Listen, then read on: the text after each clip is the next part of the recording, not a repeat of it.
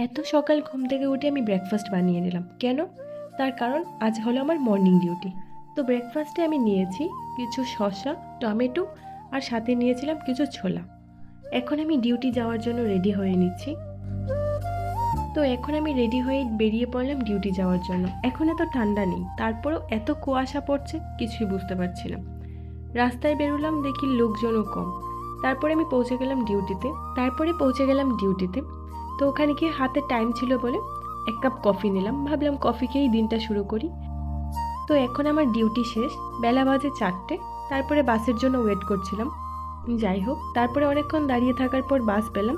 রুমে যাওয়ার পথে রাস্তায় কিছু সবজি দেখতে পেলাম, তারপরে মনে হলো আমার রুমেও কিছু সবজি নেই, তাই ওখান থেকে কিছু সবজি নিয়ে নিলাম, শিম, টমেটো এসব নিয়ে নিলাম। তারপরে একটা গ্রোসারি শপে গেছিলাম, ওখান থেকে অল্প কিছু চিপস, দুধ, কিছু যার রুমের জন্য দরকারি ওইগুলো নিয়েছিলাম। তো এখন আমি রুমের দিকে এগোচ্ছি, সারাদিন ডিউটি করে শরীরটা প্রচণ্ড টায়ার্ড।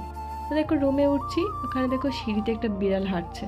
তো আমি পৌঁছে গেলাম রুমে, এখন ফ্রেশ হব, তারপরে কিছু খাবো, ঘুমাবো।